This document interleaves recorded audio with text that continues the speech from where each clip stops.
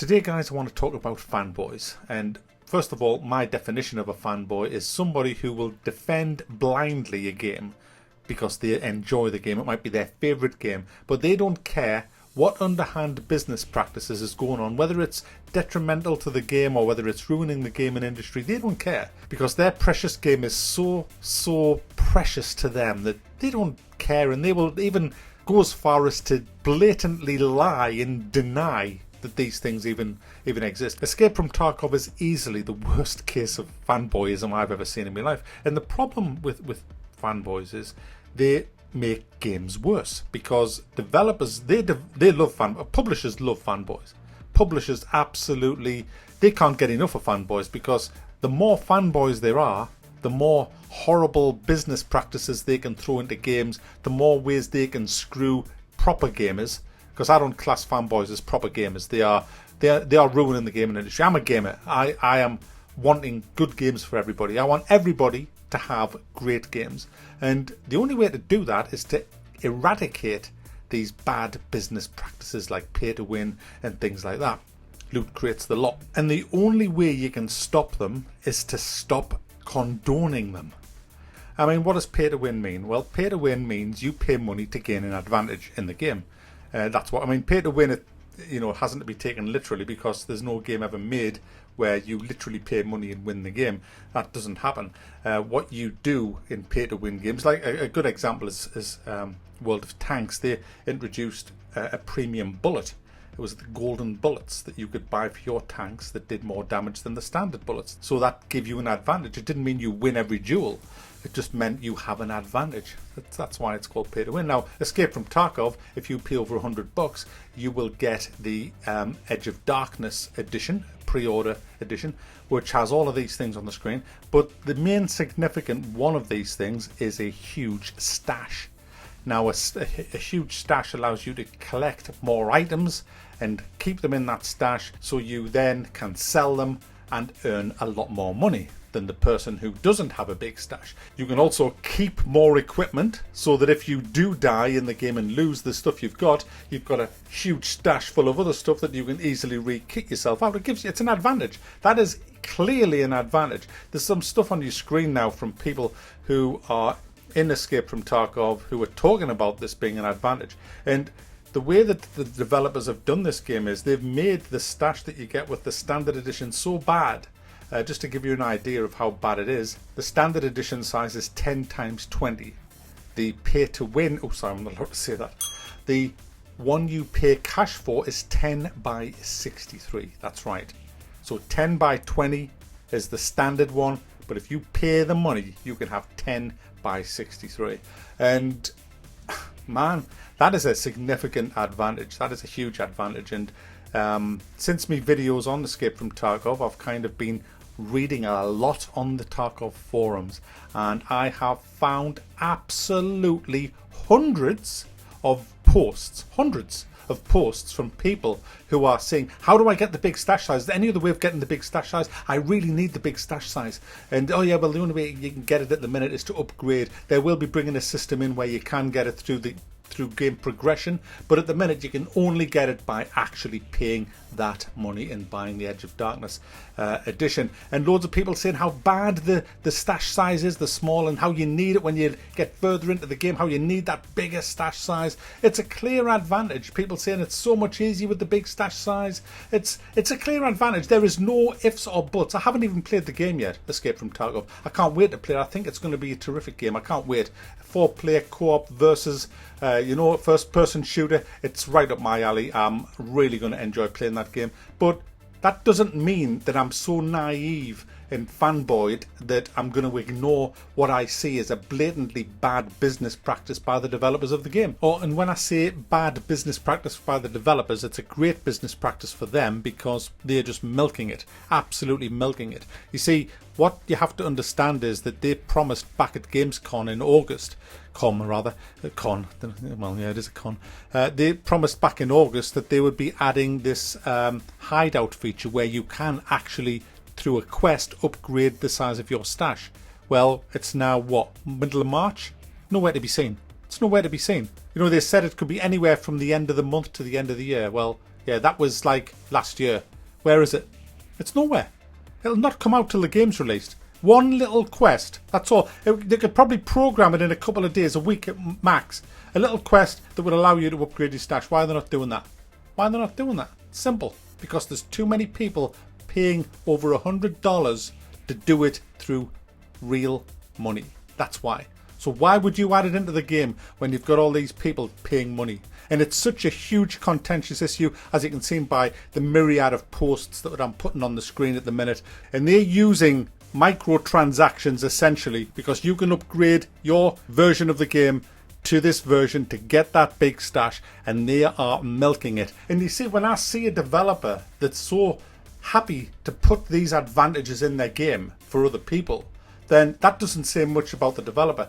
I mean, I'm pretty certain that over the next year or two that you'll see some really bad shit in games like this. I mean, it's already getting worse. Electronic Arts tried with Battlefront 2, and luckily the huge outpouring of anger from the proper gamers stopped that dead. And they've just announced today, well, this week, that they are not having any more pay-to-wins, and they've announced the new practice of what they're going to be doing in Battlefront 2. You're going to be progressing entirely through in-game currency that you earn by playing the game, which is what it should have been in the bloody first place. None of this bullshit about paying to win, because that makes games worse. Far Cry 5 have announced just again this last few days that what they're doing with their game is there's going to be no pay-to-win loot boxes, no loot crates that sell anything at all other than cosmetics. However, it does go on to say that there will be microtransactions that will allow you to skip content or words to that effect. Now, what does that mean? Well, it's Ubisoft, so let's look at Assassin's Creed. Assassin's Creed offered you these pretty much huge boosts, but you could only buy them with in-game currency. However, they were selling you in-game currency. This is how Ubisoft try to get around it. It's like, oh, you can't buy stuff with real cash in our games. No. You can't buy epic weapons in our game with real cash. No. It's all only with in-game currency. But we'll sell you the in-game currency. Yeah. And can you believe, guys, that there was some fanboys attacked me for suggesting that Ubisoft was selling advantages in their games, and said, you know, I'm a retard because you can only buy them with in-game currency. They couldn't work out that because you're buying the in-game currency with real cash, then using the in-game currency to buy the epics, that there was no correlation between the two. That's how dilute. That's what we're talking about. That's the level, guys. Going back to Tarkov, I've left all the comments section up. You want to see the abuse I got for suggesting that you can pay for an advantage, when if you go to the Escape from Tarkov forums, they are full of people who agree with me saying, hey, this is a clear advantage. This is an absolute clear. They're all on your screen. I'm just showing you them on the screen. It's just, it's laughable. These people, I mean, they are so fucking deluded that it's just shit. But how does that affect games? Well, it's easy. I mean, you should be able to work it out for yourself. But let's say I'm a developer of a game, and I'm talking with my publisher, and the publisher turns around and says, okay, we had 20% of people in that last game paying money, real cash, for boosts in this game. They want boosts, but it's only 20%. We want more than that. We want that up to about 60, 70%. We want it at 100, but let's be realistic here. So how on earth can they do that?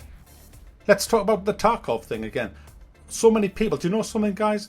On the forums, the Escape from Tarkov, the amount of people that have the top pre-order edition that's over $100 is staggering, because you can see who has what. And the amount of people that say most people actually have that now is proof, absolute, that people are willing to buy and spend their money on this. But the conditions have to be right. So what do the developers do to get this right? Well, I believe that the publishers directly tell the developers this. They will say, right, we need you to make this game so uncomfortably boring and hard that they will be literally begging to upgrade a key part of their game. In Tarkov, it's the stash. The stash is the most important part of the game. It just is. I've played games that's like Tarkov. There's loads of them around. Nether, War Z. There's a list of games that use the same mechanics as Escape from Tarkov. It's all about you can't lose what's in your stash. That's the safe stuff. You make it out of the game, out of the map, you can put the stuff you loot in the stash. That's yours. No one can take that away from you. If you die, it's in your stash. The bigger the stash, the bigger the advantage you have over other players. It stands to reason. It's pretty what's called common sense, and I know a lot of people are devoid of that these days, but you know, that's common sense. And it's the same for games like Far Cry 5, Assassin's Creed Origins, and pretty much all big games that are coming out now. It's a simple case of, if the game makes you uncomfortably bored by doing some kind of horrible grind, and then says, oh, by the way, you can get around that grind. If you give us a bit of money, we'll give you this item. And with that item, you can get past this grind. It's like saying, there's a really nice shiny gun or a jeep or a vehicle that you can get, but it's going to take you about 4 or 5 hours to get there doing this monotonous, boring little thing. Or, give us your money, we will give you all these materials that you're grinding for, and then you can just craft it in like half an hour. We'll give you this big stash. You know, you're struggling with all the trying to manage your inventory with that tiny stash that you get, that tiny stash. Give us your money, we'll give you a big stash. So you can easily do that. Just think of all them weapons and items that you can just carry on out and store in your big stash. That's how it is. So the games that the developers are now making are built, well, this is where it's going, guys. This is what I'm scared of. They are going to start building the games around these whales, these cash cows, or how I refer to them as fucking idiots, who go and spend their money and buy them. Games are going to be made really boring because they know it's the carrot on a stick. They know that people will pay to get around that. It's got nothing to do with, oh, I work hard, man, and I don't have the time to spend it. What a load of bullshit. I've been playing games for over 30 years. I tell you now, when I'm playing a single player game like Assassin's Creed, I don't give a shit if it lasts a year.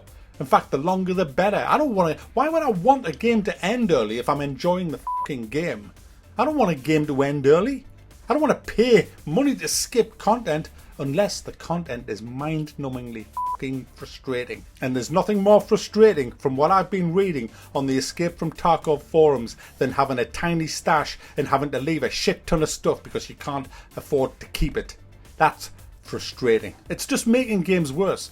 We want games to be better than this. Games never used to be like this. Games are supposed to be fun. You come in from a hard day's work, you want to have some fun. You don't want to be grinding, chopping 1,000 fucking trees down. You know what? We're past that, aren't we?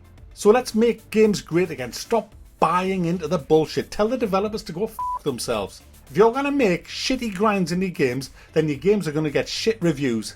But don't offer a solution by making us pay more fucking money for it. Make your games fun in the first place. Simple as that. And at the end of the day, we're all supposed to be gamers. We should all be condemning this kind of stuff. We should not be fighting amongst ourselves and fanboying, which comes back to the beginning of this video. Stop being a fucking fanboy because we're all gamers.